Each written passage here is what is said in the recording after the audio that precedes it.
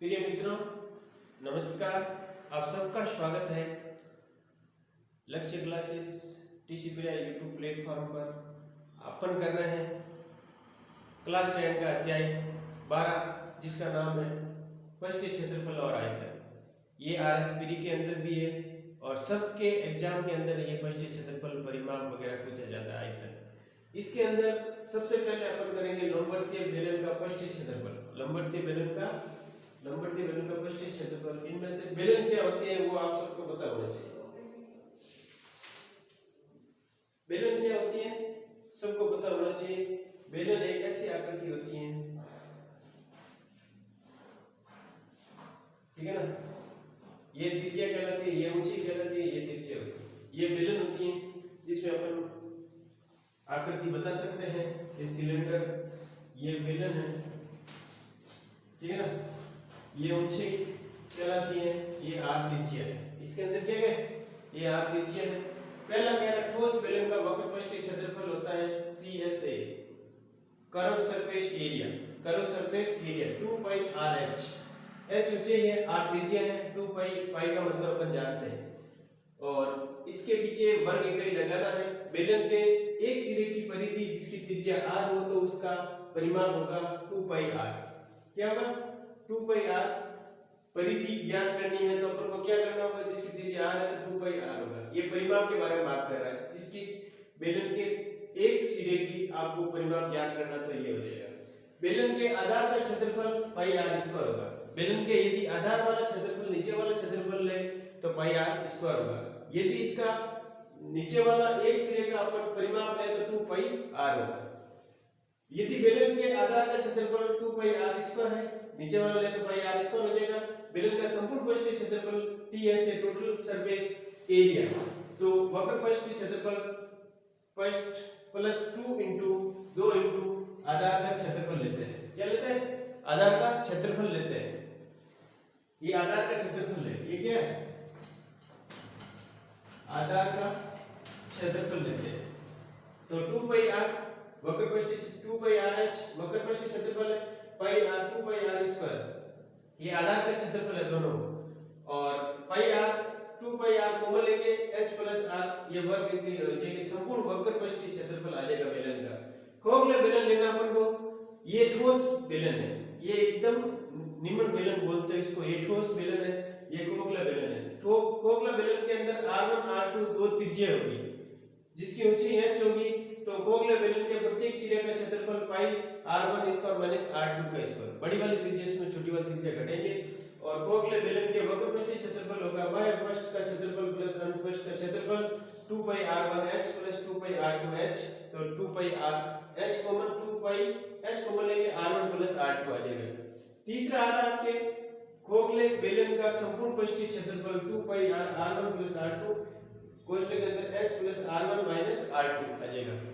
ये प्रिय मित्रों, इसके आगे अपन और देखते हैं। इसमें से एक क्वेश्चन बताया गया है, एक और सूत्र बचा है कि बेलन का परिमाप कैसे ज्ञात करेंगे।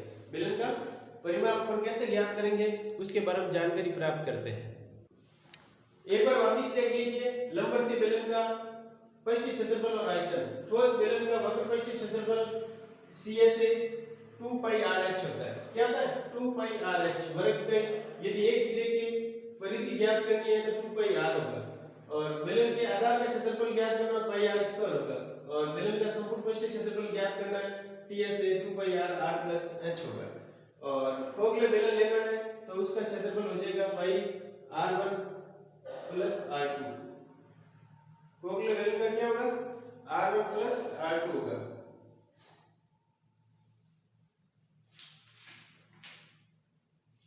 और बेलन खोखले बेलन का वक्र पृष्ठीय क्षेत्रफल लेना है तो अपन को क्या करना, 2 पाई h R1 प्लस R2। और खोखले बेलन का संपूर्ण पृष्ठीय क्षेत्रफल लेना है तो 2 पाई कोष्ठक के अंदर R1 plus R2 h R1 plus minus R2। ये आपको सॉल्व करना है। आगे अपन और देखते हैं सूत्र। प्रिय मित्रों, आगे वाला में अपन बेलन का आयतन निकालते हैं। क्या निकालते हैं, बेलन का आयतन। आयतन किसका निकालते हैं, बेलन का। अब बेलन का आप डायग्राम सब जानते हो, ये होता है, ठीक है ना।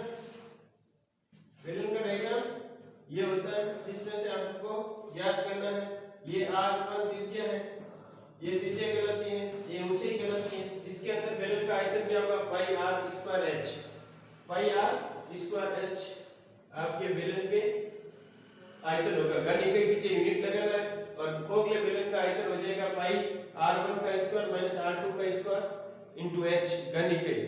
इसमें ये चीज आपको ध्यान रखनी है, इस बेलन के अंदर ये ऊंचाई कहलाती है और ये आपके आधार के दो वक्र है, वक्र पृष्ठीय क्षेत्रफल पूछे तो इसको दो वर्ग के रूप में लेना है 2 पाई r h, यदि एक का पूछे तो 2 पाई r h इसकी परिधि हो जाएगी, दोनों पूछे 2 पाई r हो जाएगा और इसका पूछे क्षेत्रफल तो पाई r स्क्वायर हो जाएगा।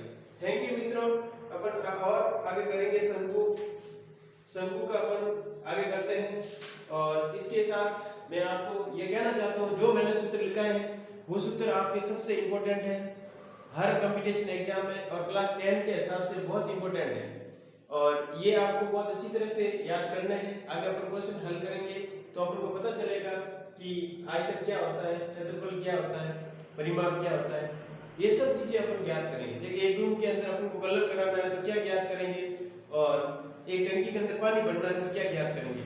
थैंक यू मित्रों, ओके, ऑल द बेस्ट। यदि कोई ग्राउंड के अंदर चारों ओर चक्कर लगाना है तो क्या ज्ञात करेंगे, ये सब बातें अपन जानेंगे और जानने के बाद अपन क्वेश्चन करेंगे तब ये अपन को ज्ञात होगा क्या क्षेत्रफल क्या होता है, परिमाप क्या होता है। एक बार ये बता देता हूँ कि क्षेत्रफल, यदि किसी रूम के अंदर आपको कमरे के अंदर टाइलें लगानी है तो उसका समपृष्ठीय क्षेत्रफल ज्ञात करना होगा।